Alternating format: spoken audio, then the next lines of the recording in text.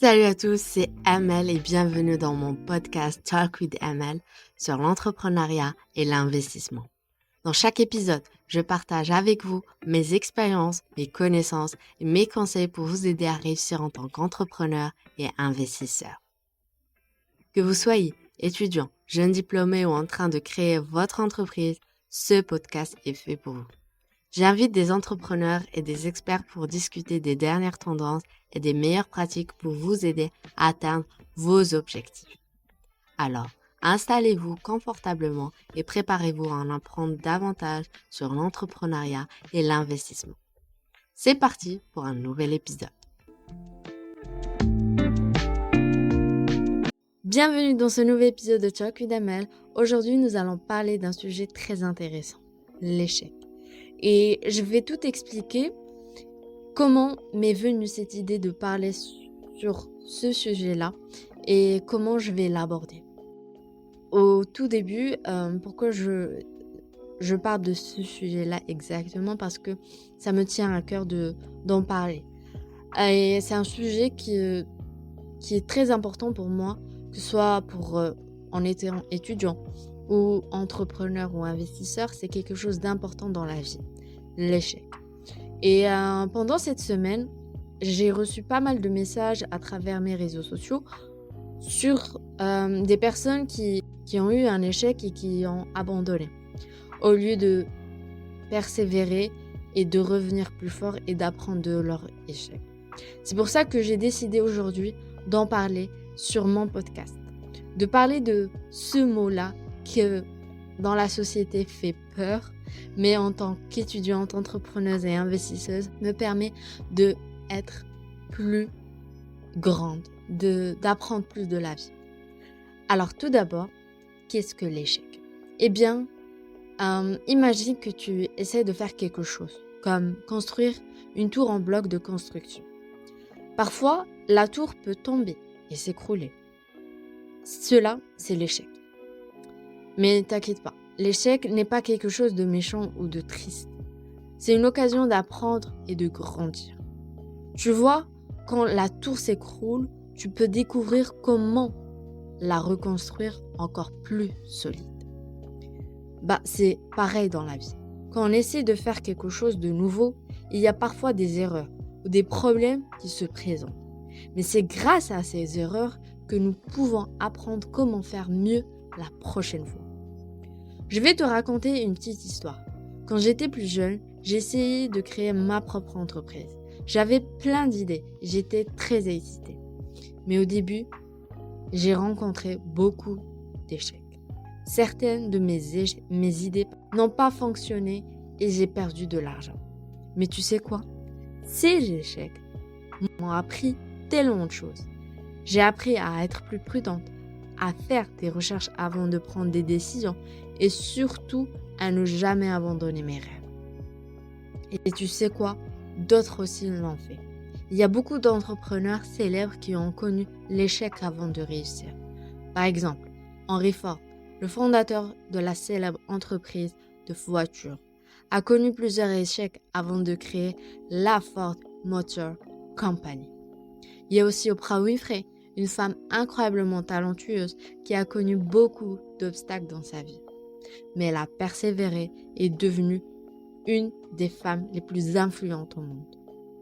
Prenons l'exemple de Thomas Edison, qui a échoué plus de 1000 fois avant d'inventer l'ampoule électrique. Mais il ne considérait pas cela comme un échec, mais plutôt comme un moyen de découvrir de nouvelles façons qui ne fonctionnaient pas. Aujourd'hui, l'ampoule électrique est l'une des inventions les plus importantes de tous les temps.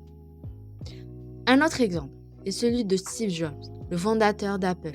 Il a été renvoyé de son entreprise, mais cela ne l'a pas empêché de continuer à innover et à devenir l'un des entrepreneurs les plus célèbres de notre époque.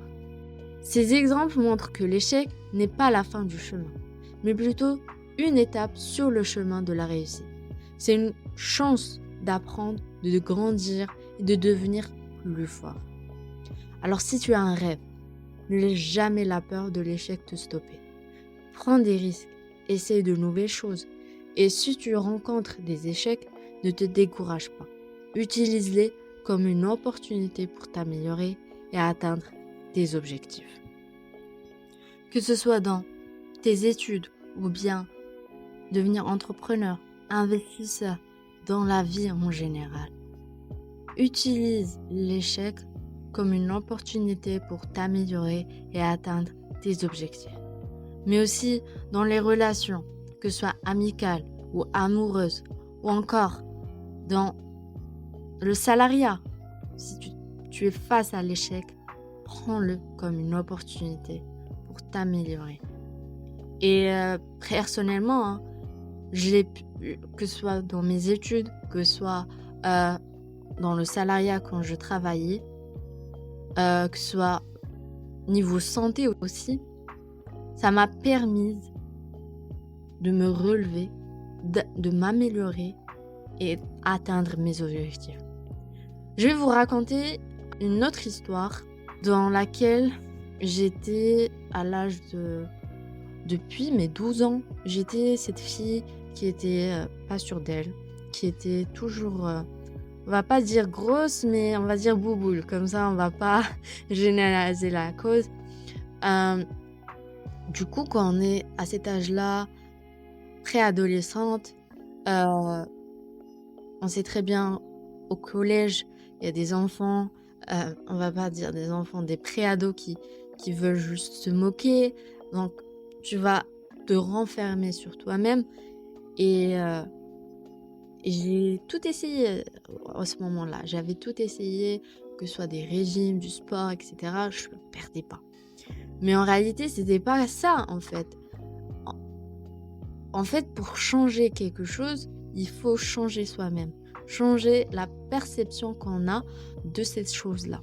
Par exemple, si tu veux perdre du poids. À chaque fois, je vais prendre cet exemple parce que je l'ai vécu. Si tu veux perdre du poids, et comme je l'avais dit dans le précédent podcast, il faut changer ta mentalité, ton état d'esprit pour que tu puisses aller chercher ton objectif. C'est aussi grâce à l'échec qui va te permettre d'aller à l'atteindre. Pourquoi ? Parce que quand on a cet échec-là, que ce soit gros, d'avoir tout essayé et de ne pas avoir trouvé la solution, moi j'ai persévéré. Pour revenir à l'exemple, à mon histoire, j'ai persévéré pendant plus de 5 ans, non plus, on va dire, oui c'est ça, plus de 5 ans, jusqu'à ma dernière année de bac, où j'ai commencé à suivre un nouveau mode de vie. Et ce mode de vie-là, jusqu'à présent, il est toujours là. Et c'est grâce à ce mode de vie-là, j'ai pu perdre plus de 20 kilos en 5 ans. Et aux premiers mois, 3 premiers mois, c'était pas facile. Parce que c'est un nouveau mode de vie qui doit prendre place, mais aussi un nouveau état d'esprit qu'il faut mettre en place. Que ce soit pour les personnes qui t'entourent, ton environnement, qui comprennent que tu as changé, que tu veux évoluer. Et en fait, l'échec qui m'a permis de me relever et d'aller atteindre mon objectif. Et c'est ça que je veux transmettre à travers, que ce soit mon podcast, mes réseaux sociaux, que ce soit l'échec, que ce soit la confiance en soi, que ce soit le développement personnel en général. Des fois, quand il y a l'échec, on regroupe tout ça. Parce que l'échec, ça vient avec... il faut se relever. Pour se relever, il faut avoir confiance en toi. Il faut bâtir un environnement sain, etc., etc. Maintenant, tu comprends ce qu'est l'échec et pourquoi il est si important, que ce soit dans l'entrepreneuriat, l'investissement, dans la vie en général. N'oublie jamais que les échecs ne définissent pas qui tu es, mais comment tu te relèves et apprends de tes expériences.